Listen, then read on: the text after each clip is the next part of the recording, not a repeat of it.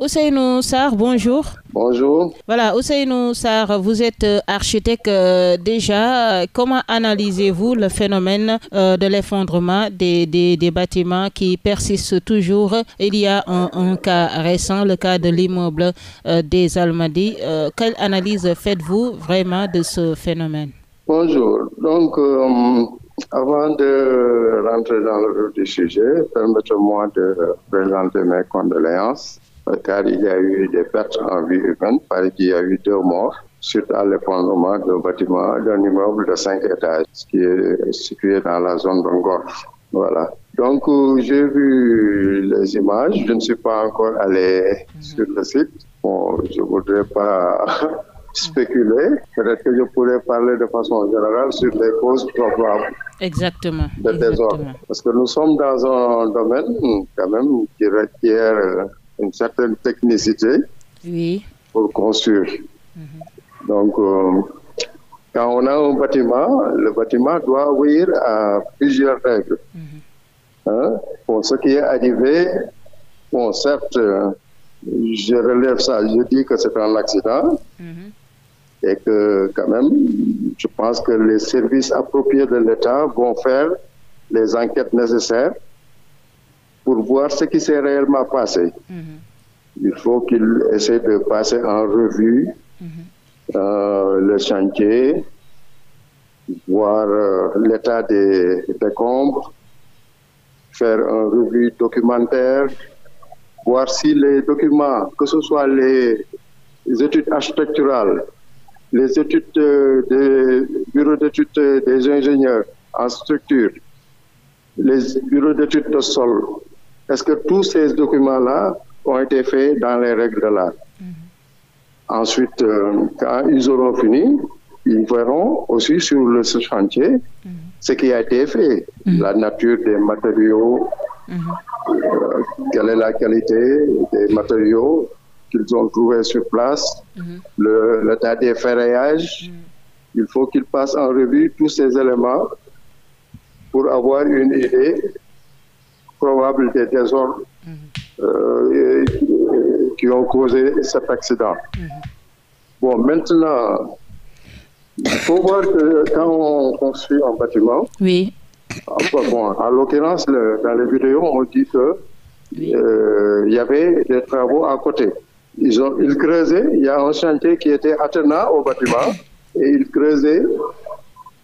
Donc, cette excavation peut être aussi une cause probable, car en creusant, peut-être, ils ont raconté de l'eau. Bon, d'après l'interview qu'on a vue dans les réseaux sociaux et tout ça, il y a la présence de l'eau. Bon, c'est évident qu'à Dakar, en général, quand on creuse jusqu'à 3 mètres même, on rencontre de l'eau. La nappe n'est pas très loin. En plus, on dit qu'il n'y avait pas encore de mesures de sécurité pour isoler le bâtiment qui était attenant, parce qu'ils ont creusé et il y a les fondations qui étaient apparentes. Donc, on voit les fondations, donc ce qui peut être une cause de faiblesse pour le bâtiment. Donc, tenant compte de tous ces facteurs, on peut dire que le bâtiment a été rendu plus vulnérable. Vulnérable à cause de ces phénomènes-là. Donc, à l'état actuel, bon, je pense que nous devrons attendre peut-être la sécurité civile et les services concernés nous éclairer davantage. Et inciter les gens à faire des ouvrages dans les règles de l'art et à prendre les mesures de précaution nécessaires. Mais justement, Ousseynou, je vous interpelle, quelles sont les normes à respecter pour une bonne construction de bâtiments, vraiment? Quelles sont les normes? Voilà. Quand on a un projet, pour le faire dans les règles de l'art, ce que je dis, c'est de respecter la chaîne, de venir rencontrer un architecte, de discuter avec son projet, de discuter avec l'architecte sur la destination. On ne doit pas cacher la destination parce que, par exemple, ce bâtiment qui est effondré, si le propriétaire n'a pas dit que, par exemple, il utilise, ici, par exemple, il fait le permis de construire pour une habitation. Après, il change de destination pour faire un autre usage. les charges d'exploitation ne seront pas les mêmes et il va mettre en danger les gens qui sont là-bas. Donc, il faut d'abord, dès le projet, dire carrément la destination, ensuite l'architecte s'occupe de ton projet, de la fonctionnalité, et de tout ce qu'il faut. Ensuite, il t'oriente vers les bureaux d'études de structure, des ingénieurs. Ils vont faire les études de structure. Ils vont faire ce qu'on appelle la descente des charges pour connaître toutes les charges du bâtiment. Le poids propre des matériaux, non seulement le poids propre des matériaux, mais en plus les charges d'exploitation, la présence humaine, les meubles, tout ça, ils vont calculer pour pouvoir faire les fondations en conséquence. C'est ça qui est déterminant. Bon, maintenant, avant que l'ingénieur même ne fasse des structures, il faut passer par, si possible, quand le terrain est assez complexe, passer par un bureau d'études de sol qui peut étudier le sous-sol, faire les sondages et faire des recommandations sur le niveau d'ancrage des fondations. Donc, c'est un travail, c'est une chaîne. Donc, les gens qui travaillent ainsi pour que, en finalité, le produit final soit vraiment sûr. Bon, il y a en plus de cela les bureaux de contrôle qui peuvent constituer un œil extérieur, qui peut venir contrôler, par exemple, ce qu'a fait les calculs de structure faits par le bureau d'études des ingénieurs, s'il n'y a pas d'erreur de calcul, etc. Et le travail du bureau de contrôle va participer aussi à avoir l'assurance décennale pour le bâtiment. Donc, il faut que le Sénégal, qu'on essaie d'observer une certaine orthodoxie, si je peux me permettre, dans le domaine de la construction, parce qu'il y a beaucoup de laisser-aller, les gens viennent sur les architectes, font le plan, mais l'architecte ne fait pas le suivi. Bon, alors que même dans les pays voisins, comme en Côte d'Ivoire, ils ont cette mission complète. Mais ici, l'État n'a pas encore pris cette initiative de nous laisser faire une mission complète pour suivre le bâtiment de A à Z. Parce que le bâtiment, l'architecture, c'est de l'art aussi.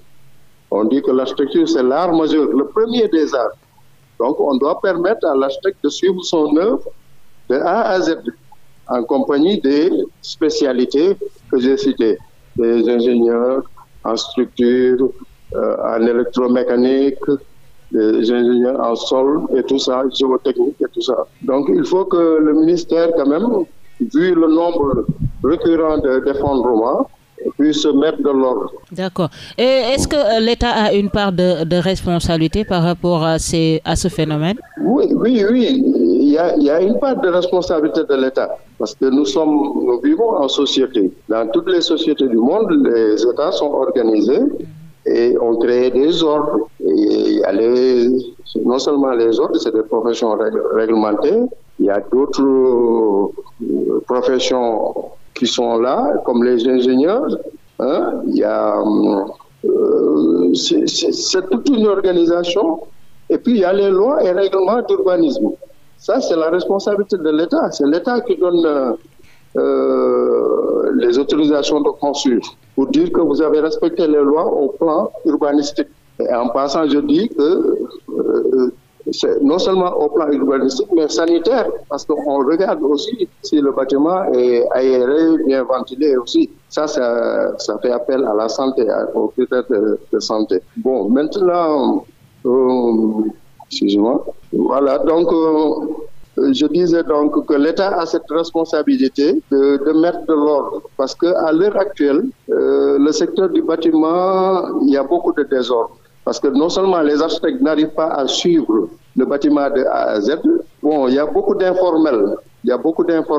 On peut se lever, les maîtres d'ouvrage se lèvent, ils prennent un maçon, c'est le maçon qui te sert d'architecte, d'ingénieur et de bureau d'études de sol et de bureau de contrôle. Le maçon fait tout. Maintenant, il est temps que l'État les appelle à la raison pour leur dire que non, on ne peut plus jouer avec les vies humaines. Ça, c'est un investissement. Par exemple, quand tu fais un bâtiment comme ça, c'est un investissement pour toute une vie. Tu le fais mal et puis au bout de quelques années, le bâtiment s'effondre, vous perdez tout votre investissement, bon, ça ne vaut pas la peine. Je pense que l'État doit aider, parce que c'est économique aussi. Cette perte-là, c'est... regarde cet immeuble, il paraît qu'il y avait des bureaux et tout, non? Heureusement que, par la grâce de Dieu, c'est arrivé à une heure où il n'y avait pas de monde, mais ça aurait pu être beaucoup plus grave. Merci beaucoup, Ousseynou Sarr. Je rappelle que vous êtes architecte. Merci d'avoir répondu à nos questions. C'est moi qui vous remercie.